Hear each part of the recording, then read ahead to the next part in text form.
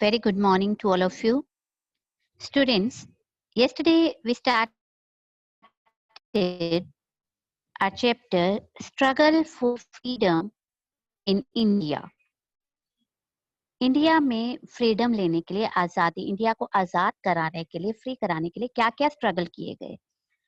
We have read about the revolt of 1857. 1857 की क्रांति के बारे में पढ़ा था and the reasons भी पढ़े थे हमने कि 1857 के रिवोल्ट में हमें सक्सेस क्यों नहीं मिली. The reasons were it did not spread to all parts of the country. It was not supported by all sections of the society in India, and the Indian soldiers did not have good weapons. Weapons means hathiyar. These were the main reasons.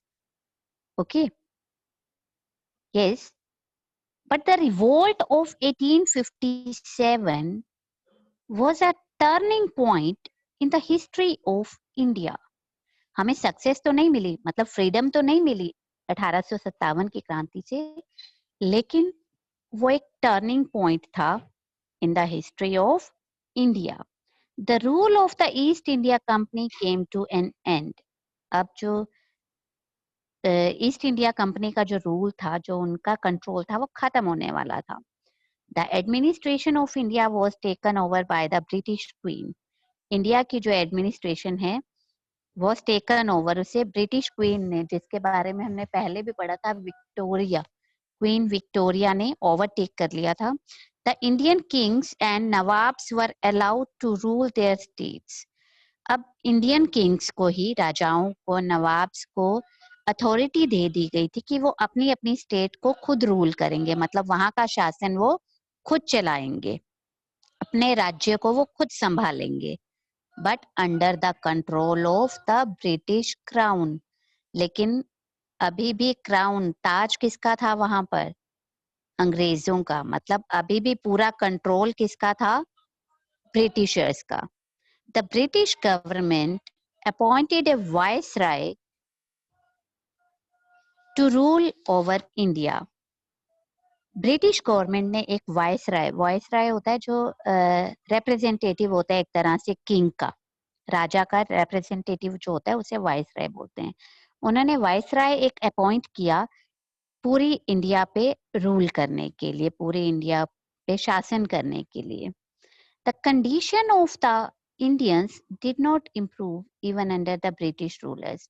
Indians की condition सुधर ही नहीं रही थी, उनके साथ अभी भी वैसा ही व्यवहार किया जा रहा था. The new British officers were cruel. अब जो नए ब्रिटिशर्स आए थे ना, वो तो और भी ज्यादा क्रूअल थे, रूड थे. द रिवोल्ट दो क्रश्ड. जो 1857 का जो रिवोल्ट, जो क्रांति थी, उसे क्रश कर दिया गया, मतलब दबा दिया गया, खत्म कर दिया गया. लेकिन created the urge for freedom in the mind and heart of Indians. जब ये क्रश किया गया, ये रिवोल्ट खत्म कर दिया गया, उसके बाद तो और भी ज्यादा लोगों के दिल और दिमाग में अर्ज, मतलब बहुत ज्यादा वो उत्सुकता आ गई, एक नया क्रेज आ गया कि अब तो हमें आजादी दिलवानी ही है, अब इंडिया को फ्री करना ही है ब्रिटिशर्स से. The Indian society was in the grip of many evils. उस टाइम में जो इंडियन सोसाइटी थी, जो समाज था, उस इन द ग्रिप ऑफ, मतलब किसके पे? इविल्स. बहुत सारी सामाजिक बुराइयां थी उस टाइम में हमारे समाज में, सच एज सती प्रथा. कल भी हमने पढ़ा था सती प्रथा के बारे में कि जब किसी के हस्बैंड की डेथ हो जाती थी तो उसकी चिता के साथ वाइफ को जिंदा ही जला दिया जाता था. चाइल्ड मैरिज, छोटे छोटे बच्चों की शादी कर दी जाती थी, जबकि ये सही नहीं है, इसलिए इसे सोशल इविल बोला गया, बुराइयां बोला गया है. Practice of killing girl child. लड़की को पैदा होते ही मार दिया जाता था. बॉयज को उस टाइम में ज्यादा प्रेफरेंस दी जाती थी, गर्ल्स को एजुकेशन भी नहीं दी जाती थी और बहुत लोग तो पैदा होते ही गर्ल चाइल्ड को मार देते थे। एंड द कास्ट सिस्टम और जाति पाति, ये सब जो है उस टाइम में ये वाली सारी बुराइयां हमारी सोसाइटी में थी। The British introduced the modern system of education in India. जो ब्रिटिशर्स हैं उन्होंने नया एजुकेशन सिस्टम भी शुरू किया इंडिया में। सम Indians such as Raja Ram Mohan Roy, Ishwar Chandra Vidyasagar, Devendra Nath Tagore, Swami Dayanand etc. worked against the evils in the society. ये जो evils थी खत्म करने के लिए, and what are you doing? थे कुछ लोगों ने लाइक राजा राम मोहन राय, ईश्वर चंद्र विद्यासागर, देवेंद्र, स्वामी दयानंद, इन सब ने क्या किया? सोशल इविल्स थे, जो बुराइयां थी हमारी सोसाइटी में, उन्हें खत्म करने के लिए कुछ लोगों ने एफर्ट्स किए। उन्हें सोशल रिफॉर्मर्स कहते हैं, जो इविल्स को खत्म करने के लिए, बुराइयों को खत्म करने के लिए लड़ते हैं। उनमें से कौन कौन थे? राजा राम मोहन राय, ईश्वर चंद्र विद्यासागर, देवेंद्र नाथ टैगोर, स्वामी दयानंद, इन सब ने मिलकर एफर्ट्स किए कि इन बुराइयों को हमारे समाज से खत्म किया जा सके। कौन कौन सी बुराइयां? सती प्रथा, child marriage, practice of killing girl child and caste system. They encouraged education of women and remarriage of widows. उन्होंने क्या एनकरेज किया कि एजुकेशन होनी चाहिए वुमन के लिए भी, मतलब गर्ल्स को भी राइट होना चाहिए पढ़ने का। जैसे मैं अभी आपसे डिस्कस कर रही थी कि बॉयज को पढ़ाया जाता था लेकिन गर्ल चाइल्ड को पढ़ने की परमिशन नहीं थी। तो इसलिए इन लोगों ने, ये सोशल रिफॉर्मर्स ने उन्हें एनकरेज किया कि सोसाइटी को, लोगों के अंदर ये फीलिंग्स लाई, उन्हें अवेकन किया कि उन्हें अब क्या करना है कि गर्ल चाइल्ड को भी परमिशन देनी है पढ़ाई के लिए। और दूसरी बात किस लिए उन्होंने क्या?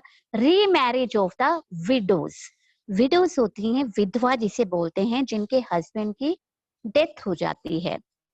उनके लिए अभी तक क्या था कि उनको उनके हस्बैंड के साथ ही, अगर किसी के हस्बैंड की डेथ हो जाती है तो उसकी चिता के साथ ही वाइफ को भी जला दिया जाता था।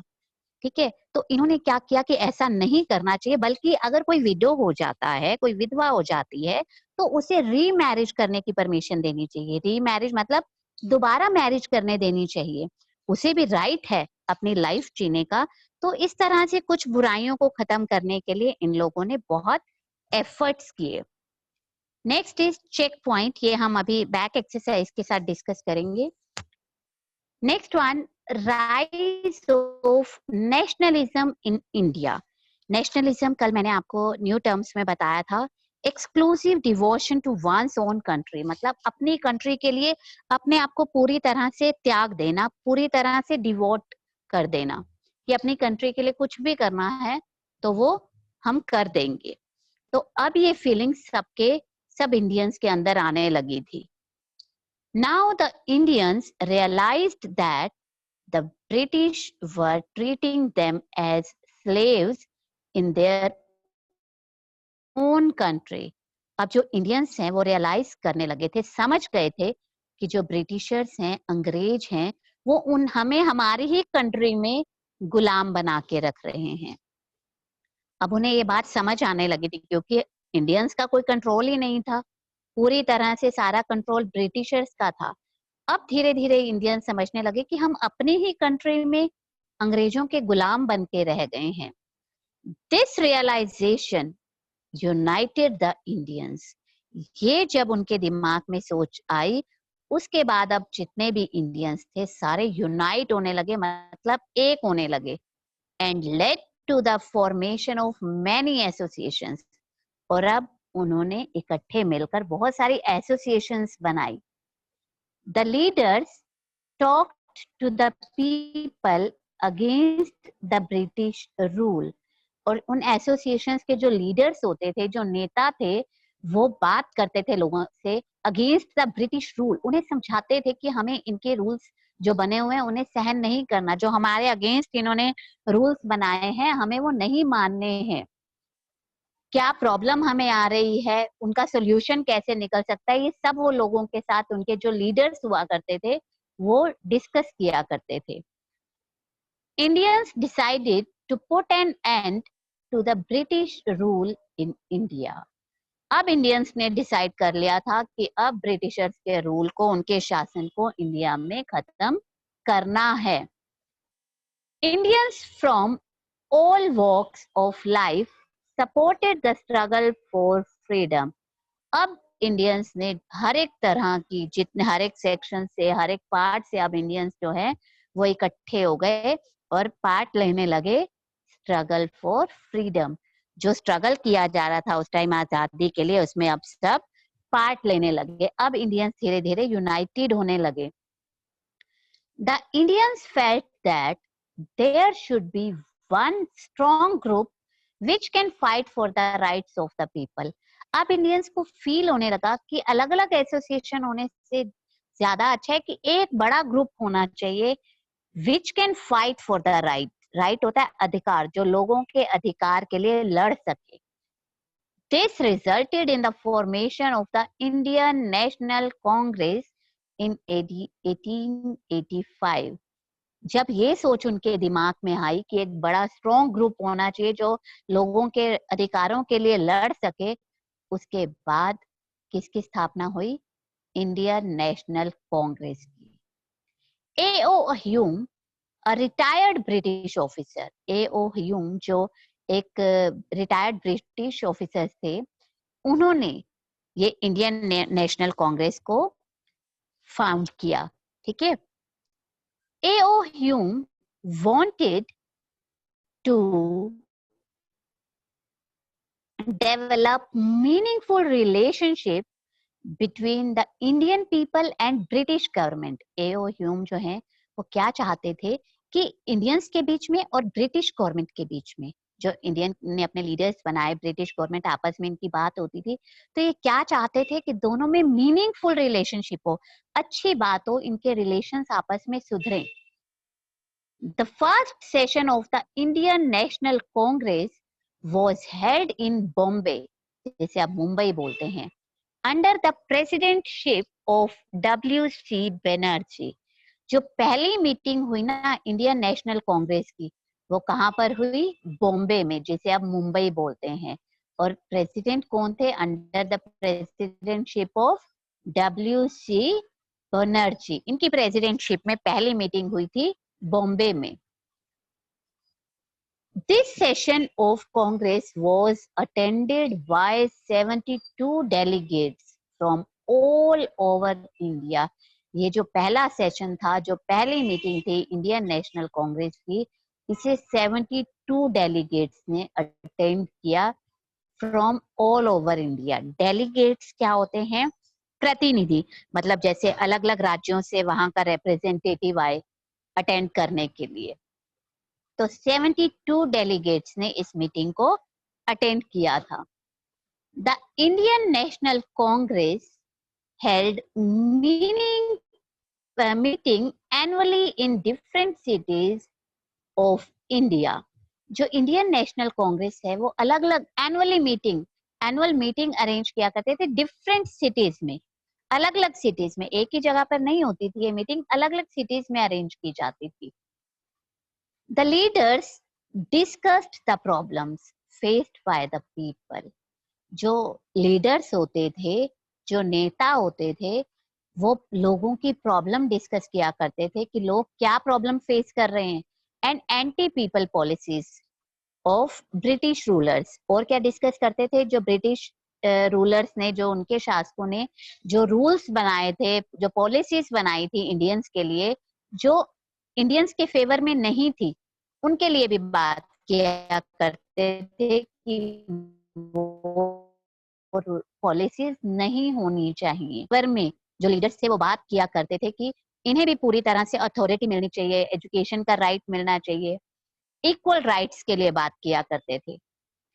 With the passage of time मतलब जैसे जैसे टाइम बीतता गया, the Indian National Congress became a very strong organisation.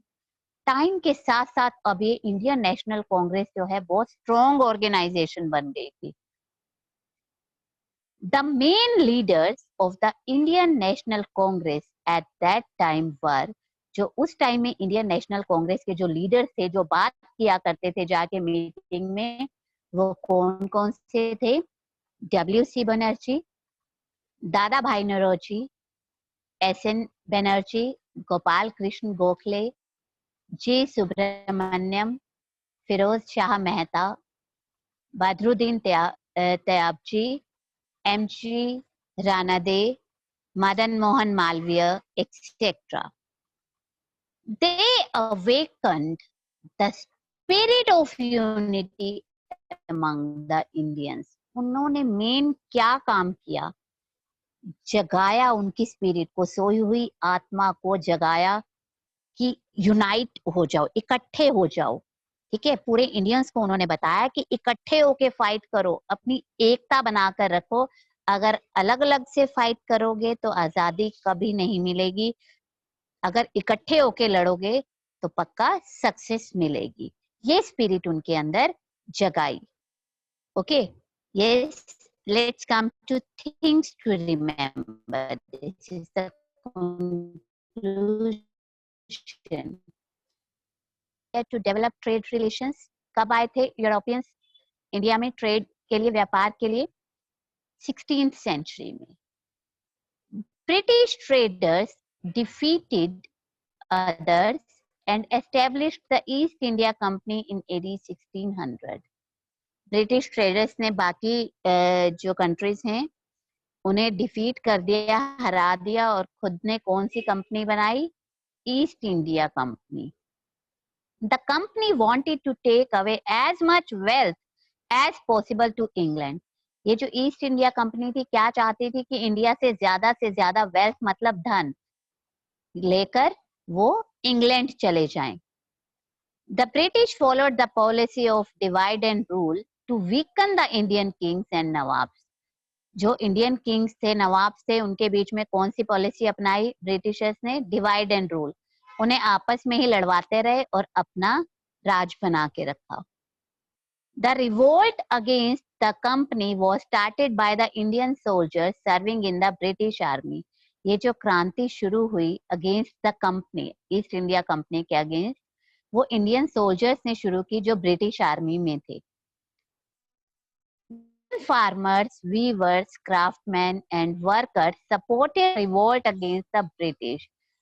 जो 1857 का रिवोल्ट है उसमें ब्रिटिश, ये वीवर्स, क्राफ्टमैन, इन सब ने पार्टिसिपेट किया, लेकिन सक्सेस नहीं मिली। The revolt of 1857 was a turning point and is called the first war of independence. Success नहीं मिली, लेकिन फिर भी ये टर्निंग पॉइंट थी। 1857 की क्रांति जो है वो एक टर्निंग पॉइंट थी और इसे इंडिपेंडेंस का फर्स्ट वॉर, पहला युद्ध बोला गया। Indians got united. अब इंडियंस लास्ट में इकट्ठे हो गए and form the National Indian National Congress in AD 1885 और फिर इंडियन नेशनल कांग्रेस की स्थापना की गई। Okay, that's all was this about this chapter. Now